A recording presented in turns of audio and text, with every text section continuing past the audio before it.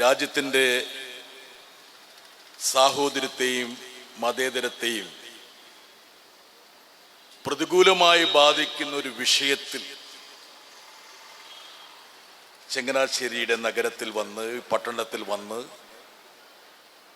നിങ്ങളെ അഭിസംബോധന ചെയ്യാൻ കഴിയുന്നത് ഒരു പൊതുപ്രവർത്തകന്റെ സാർത്ഥകമായ ഉത്തരവാദിത്വമായിട്ട് ഞാൻ കാണുകയാണ്. എന്നെ ഈ പരിപാടിയിലേക്ക് വിളിച്ചപ്പോൾ ഞാൻ വരുമോ എന്നുള്ള സന്ദേഹങ്ങൾ ആൾക്കാർക്കുണ്ടായിരുന്നു. പക്ഷെ ഞാൻ അവരോട് പറഞ്ഞു, ഈ ഒരു വിഷയം ഞാൻ എൻ്റെ ഹൃദയത്തോട് ചേർത്ത് വെക്കുന്ന ഒരു വിഷയമാണ്. മാത്രമല്ല, ചങ്ങനാശ്ശേരിയുടെ മണ്ണിൽ, ചങ്ങനാശ്ശേരി എന്ന് പറഞ്ഞാൽ കേരളത്തിൻ്റെ ഏറ്റവും പ്രത്യക്ഷമായ ഒരു പ്രതിഫലനത്തിൻ്റെ വേദിയാണ്. കേരളത്തിലെ 3 മതവിഭാഗങ്ങളും സഹോദരത്തോടെ ഒരുമയോടെ തോളോട് തോൾ ചേർന്ന് മുന്നോട്ട് പോകുന്ന ഒരു ഭൂമിക. കേരളം എന്താണ്, ഇന്ത്യ എന്താകണമെന്ന് ഒരുപക്ഷെ ഡൽഹി ഭരിക്കുന്നവർക്ക് ചൂണ്ടിക്കാണിക്കാൻ കഴിയുന്ന ഒരു സ്ഥലമാണ് ചങ്ങനാശ്ശേരി എന്നത്. വഖഫ് എന്നുള്ള വിഷയത്തെ മുൻനിർത്തിയുള്ള മഹല്ല് കോർഡിനേഷൻ കമ്മിറ്റിയുടെ ഈ റാലിയും പ്രതിഷേധവും ഔപചാരികമായി ആരംഭിക്കുമ്പോൾ തന്നെ അതിൽ പഹൽഗാം അനുസ്മരണം കൂടി ഉൾപ്പെടുത്തിയത് ഏറ്റവും ഉചിതമായൊരു നടപടിയാണെന്നും അതിൻ്റെ സംഘാടകരെ ഞാൻ അതിനായി അഭിനന്ദിക്കുന്നു. ഇന്ന് നമ്മുടെ രാജ്യം രോഷത്തിലും നിരാശയിലുമാണ്. കാശ്മീർ താഴ്വര സമാധാനത്തിലേക്ക് മടങ്ങുന്ന വേളയിൽ 26 നിരപരാധികളെയാണ് തീവ്രവാദികൾ വെടിവെച്ചു കൊന്നത്. അതിൽ ഒരു സഹോദരൻ മലയാളിയായ രാമചന്ദ്രനായിരുന്നു. ആ ദുർദിനം ഞാൻ ഇപ്പോഴും എൻ്റെ മനസ്സിലേക്ക് ഏറ്റുവാങ്ങുമ്പോൾ ഒരുപക്ഷെ എന്നെ അലോസരപ്പെടുത്തിയ ചില കാര്യങ്ങളുണ്ട്. 26 പേർ വെടിയേറ്റ് മരിച്ച സമയത്ത് നമ്മുടെ സാമൂഹ്യ മാധ്യമങ്ങളിൽ വെറുപ്പിന്റെയും വിദ്വേഷത്തിന്റെയും ഒരു വേലിയേറ്റം തന്നെ ഉണ്ടായി. അതിനൊരു കാരണമുണ്ട്. എന്താ കാരണം? ഇവരെ വെടിവെച്ച് വീഴ്ത്തിയ ഭീകരന്മാർ മതം ചോദിച്ച് അല്ലെങ്കിൽ കലിമ ചെല്ലാൻ പറഞ്ഞാണ് അവരെ വെടിവെച്ച് വീഴ്ത്തിയത് എന്നുള്ള വാർത്ത കാട്ടുതീ പോലെ പടർന്നു. ആ സമയത്ത് നമ്മുടെ സഹോദരി സ്വന്തം അച്ഛൻ കൺമുമ്പിൽ വെടിയേറ്റ് വീഴുന്നത് കണ്ട് 2 കുഞ്ഞുങ്ങളെ നെഞ്ചോട് ചേർത്ത് പിടിച്ച്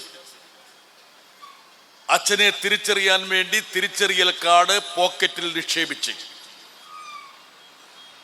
രക്തസാക്ഷിയായ രാമചന്ദ്രന്റെ ഫോൺ കൈക്കലാക്കി അവിടെ നിന്ന് പലായനം ചെയ്ത ആരതി എന്നുള്ള പെൺകുട്ടി. ആ പെൺകുട്ടി പിന്നീട് പറഞ്ഞു, എനിക്ക് വലിയ ദുരന്തമാണുണ്ടായത്, നഷ്ടമാണുണ്ടായത്.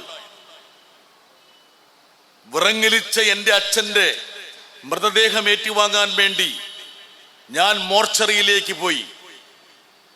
പക്ഷേ ഈ ദുരന്തത്തിനിടയിലും എനിക്ക് ആശ്വാസം പകരുന്നൊരു ഘടകമുണ്ട്. എനിക്ക് കാശ്മീരിൽ 2 സഹോദരന്മാരെ ലഭിച്ചു, മുസാഫിറും സമീറും. ആ ആരതിയുടെ വാക്കുകളാണ് ആ വിദ്വേഷത്തിന്റെ ജ്വാലയെ അടച്ചത്. ഇതാണ് കേരളം. ഏറ്റവും കലുഷിതമായ അന്തരീക്ഷത്തിൽ പോലും കേരള സമൂഹം പകർന്നു നൽകിയ നന്മയുടെ സന്ദേശമാണ് ആ പെൺകുട്ടിയുടെ നാവിൽ നിന്ന് വന്നത്. കഴിഞ്ഞ ദിവസം വീണ്ടും ഈ സൈബർ അറ്റാക്ക് നടന്നു. അത് മറ്റാരുമായിരുന്നില്ല, അവിടെ പിടഞ്ഞു വീണ നാവികസേനയിലെ ലഫ്റ്റനന്റ് ആയിട്ടുള്ള വിനയ് നർവാൾ എന്ന് പറഞ്ഞയാളുടെ ഭാര്യ ഹിമാൻഷി നർവാൾ പറഞ്ഞു, എന്റെ ഭർത്താവിന്റെ മരണം, കൊലപാതകം മുസ്ലിങ്ങൾക്കെതിരെയും കാശ്മീരികൾക്കെതിരെയുമുള്ള വിദ്വേഷ പ്രചരണത്തിന് ആരും ഇരയാക്കാൻ പാടില്ല. കാശ്മീർ താഴ്വര ഒന്നടങ്കം ഞങ്ങളോടൊപ്പം നിന്നിരുന്നു എന്ന്. ഇതുപോലുള്ള വാക്കുകളാണ് ഒരുപക്ഷെ നമ്മുടെ ഭരണാധികാരികൾ കേൾക്കേണ്ടത്, ശ്രവിക്കേണ്ടത്. ആ ദുരന്തം സംഭവിച്ചതിന് ശേഷം ഞാൻ എൻ്റെ കാശ്മീരിലെ സുഹൃത്തുക്കളോട് ചോദിച്ചപ്പോൾ അവർ കാര്യം പറഞ്ഞു. കാശ്മീർ ജനത ഒന്നടങ്കം തെരുവിലേക്കിറങ്ങി 26 പേരുടെ ജീവന് വേണ്ടി, ആ ജീവൻ നഷ്ടപ്പെട്ടതിൻ്റെ പേരിൽ അവർ നൊന്തു നിലവിളിച്ചു. വെള്ളിയാഴ്ച ജുമായിക്ക് വന്ന മുസ്ലിം വിശ്വാസികൾ കയ്യിൽ കറുത്ത ബാൻഡിട്ടാണ് വന്നത് ആ കൊലയിൽ പ്രതിഷേധിക്കാൻ വേണ്ടി. എന്തിനു വേണ്ടിയായിരുന്നു മതം ചോദിച്ച് 26 പേരെ കൊന്നത് എന്നുള്ളതിന്റെ പൊരുളാണ് നമ്മൾ മനസ്സിലാക്കേണ്ടത്. അത് ഏതെങ്കിലും മതവിഭാഗത്തോടുള്ള സ്നേഹം കൊണ്ടോ എതിർപ്പ് കൊണ്ടോ അല്ല.